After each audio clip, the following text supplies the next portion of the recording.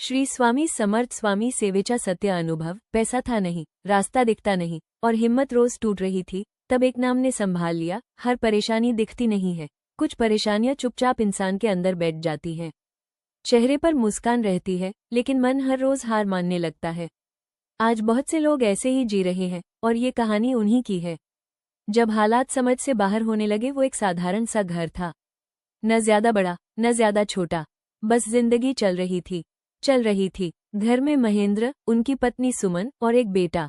Mahendra private नौकरी करता था। नौकरी थी लेकिन सैलरी हर महीने परेशानी से कम लगती थी। कर्ज थोड़ा थोड़ा करके बढ़ गया था। बच्चे की पढ़ाई, घर का किराया, दवाइयाँ और रोजमर्रा की जरूरतें। सुमन हर महीने हिसाब लगाती और हर महीने वही बात निकलती, पैसा कम पड़ रहा है। महेंद्र कोशिश करता कि चिंता चेहरे पर न दिखे, लेकिन रात को नींद नहीं आती थी। कभी कभी वो खुद से ही पूछता, मैं सब कुछ कर रहा हूँ, फिर भी जिंदगी क्यों नहीं संभल रही। घर में झगड़ा नहीं था, पर सन्नाटा बढ़ता जा रहा था। एक दिन ऑफिस में महेंद्र को साफ शब्दों में कह दिया गया, अभी हालात ठीक नहीं है, आगे का कुछ भरोसा नहीं। उस दिन वो देर तक रेलवे स्टेशन के प्लेटफॉर्म पर बैठा रहा। भीड़ आ जा रही थी, पर उसका मन कहीं अटका हुआ था। सुमन भी उसे ढूंढते ढूंढते स्टेशन तक आ गई। दोनों पास पास बैठे थे, लेकिन बात करने की हिम्मत नहीं हो रही थी। तभी स्टेशन के एक कोने में एक शांत सी जगह दिखी, छोटा सा मंदिर, और ऊपर लिखा था, श्री स्वामी समर्थ। सुमन ने धीरे से कहा, चलो थोड़ी देर यहीं बैठते हैं। महेंद्र ने कुछ नहीं कहा, बस सिर हिला दिया। वहां कोई चमत्कार नहीं हुआ, कोई आवाज नहीं आई, लेकिन पहली बार महेंद्र के मन को थोड़ी शांति मिली। और शायद यही से स्वामी सेवा की शुरुआत होने वाली थी। जब इंसान खुद से हारने लगता है, उस छोटे से मंदिर में महेंद्र और सुमन कुछ देर चुपचाप बैठे रहे। न कोई मांग, न कोई शिकायत, बस मन बहुत भारी था। महेंद्र की आंखें बंद थीं, लेकिन दिमाग में सवालों की लाइन लगी थी। कर्ज कैसे चुकाऊं? बेटे की पढ़ाई कैसे चलेगी? घर की जिम्मेदारी कब तक निभा पाऊंगा? उसे पहली बार ऐसा लग रहा था कि वो सब कुछ करते करते खुद को ही भूल गया है। सुमन ने धीरे से कहा, हम बुरे इंसान तो नहीं हैं, फिर हालात ऐसे क्यों हैं? उस सवाल का जवाब दोनों के पास नहीं था। घर लौटने के बाद जिंदगी फिर उसी रफ्तार में चलने लगी। ऑफिस, फोन कॉल, पैसों की चिंता और अनजानी निराशा। महेंद्र अब ज्यादा चुप रहने लगा था। बेटा कुछ पूछता तो वो बात बदल देता। रात को छत को देखते हुए वो खुद से कहता, मैं हारना नहीं चाहता, पर रास्ता भी समझ में नहीं आ रहा। सुमन सब देख रही थी। वो जानती थी कि परेशानी पैसों से ज्यादा अब मन की हो चुकी है। एक दिन उसने घर के एक कोने में छोटी सी जगह साफ की। वहां एक सादा सा कपड़ा बिछाया और मोबाइल में श्री स्वामी समर्थ की तस्वीर रख दी। कोई पूजा नहीं, कोई दिखावा नहीं, बस रोज सुबह 2 मिनट वहीं बैठकर इतना कह देती, स्वामी, सही सोच देना, गलत रास्ते से बचा लेना। महेंद्र शुरू में चुपचाप देखता रहा, फिर एक दिन वो भी वहीं बैठ गया। उस दिन उसने कुछ नहीं मांगा, बस पहली बार दिल से स्वीकार किया, मुझसे सब संभल नहीं पा रहा। और कभी कभी यही स्वीकार करना सबसे बड़ी शुरुआत बन जाता है।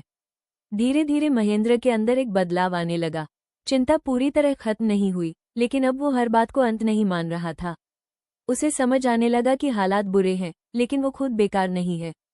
और शायद यही सोच आगे कुछ बदलने वाली थी। उस दिन सुबह वो स्त्री हमेशा की तरह उठी, लेकिन आज उसका मन बहुत भारी था। रात भर उसे नींद नहीं आई थी। आंखें बंद करते ही एक ही सवाल मन में गूंज रहा था, क्या सच में इस दुनिया में मेरी कोई सुनने वाला नहीं है? घर में सब थे, फिर भी वो खुद को अकेला महसूस कर रही थी।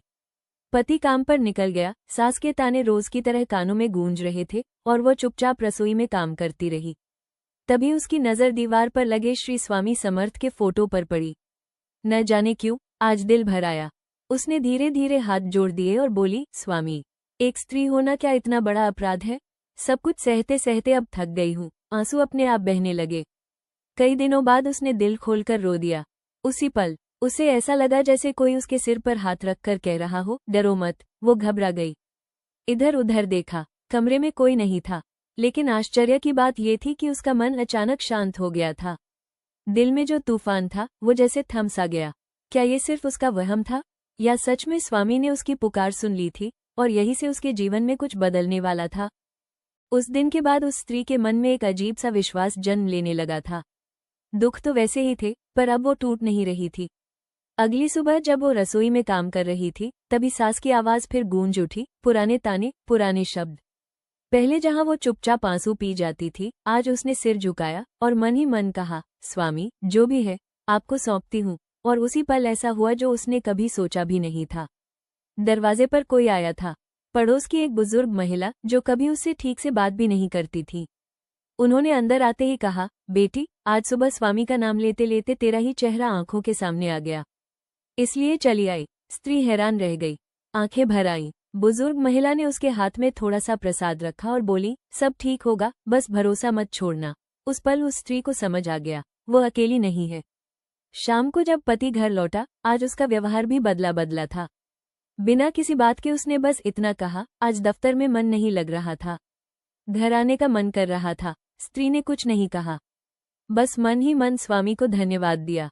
पर यह तो सिर्फ शुरुआत थी, क्योंकि अभी जो परीक्षा आने वाली थी वो उसके जीवन की सबसे बड़ी। उस दिन सुबह बहुत भारी लग रही थी, मन में अनजाना डर था, आंखों में नींद नहीं थी। घर की जिम्मेदारियां, समाज की बातें और अंदर का टूटता हौसला सब एक साथ दबाव बना रहे थे। वो चुपचाप रसोई में काम कर रही थी, लेकिन मन कहीं और भटक रहा था। तभी अचानक उसके हाथ से लोटा गिरा और जोर की आवाज हुई। उस पल उसकी आंखों से आंसू बहने लगे। ना किसी ने कुछ कहा, ना किसी ने पूछा, पर दर्द बहुत था। वह सीधे अपने कमरे में गई, दीवार पर लगे श्री स्वामी समर्थ के फोटो को देखकर बस इतना ही बोली, स्वामी अब बस आप ही सहारा हो, अगर आप साथ नहीं हो तो मैं खुद को संभाल नहीं पाऊंगी। उसने पहली बार दिल से, बिना किसी शब्दों की सजावट के, स्वामी को ढल चुकी थी। घर के बाहर मन में अजीब सी शांति उतरने लगी, उसके मन के भीतर जैसे किसी ने कहा, घबराओ मत, मैं सुबह से जो बोझ दिल पर था वो अब थोड़ा हल्का लग रहा था। उसकी जिंदगी की दिशा बदलनी शुरू कर दी। वही अनजान स्त्री फिर से सामने आई। इस बार उसके चेहरे पर एक अलग ही तेज था। उसने मुस्कुराते हुए बस इतना कहा, बेटी दुख हमेशा के लिए नहीं होते, जो स्वामी पर भरोसा करता है उसे अकेला नहीं छोड़ा जाता। इतना कहकर वो स्त्री भीड़ में कहीं खो गई। वह हैरान रह गई, पूछना चाहती थी, रोकना चाहती थी, लेकिन कदम जैसे जड़ हो गए थे। उसी रात उसने स्वप्न में श्री स्वामी समर्थ को देखा, करुणा भरी दृष्टि, हाथ आशीर्वाद की मुद्रा में और वही शब्द, जो सहा है उसका फल मिलेगा। अब तेरे आंसू नहीं, तेरा साहस बोलेगा। सुबह जब उसकी आंख खुली, मन में डर नहीं था, शिकायत नहीं थी, सिर्फ एक गहरा विश्वास था। उस दिन के बाद उसकी जिंदगी धीरे धीरे बदलने लगी। समस्याएं पूरी तरह खत्म नहीं हुई, लेकिन उन्हें सहने की ताकत मिल गई। और वो समझ गई, स्वामी हमेशा परीक्षा लेते हैं पर अपने भक्त को कभी हारने नहीं देते। अगर आपको ये श्री स्वामी समर्थ की सत्य अनुभव पर आधारित कथा पसंद आई हो तो लाइक करें, शेयर करें और ऐसी ही सच्ची, भावपूर्ण कथाओं के लिए चैनल को सब्सक्राइब जरूर करें। श्री स्वामी समर्थ।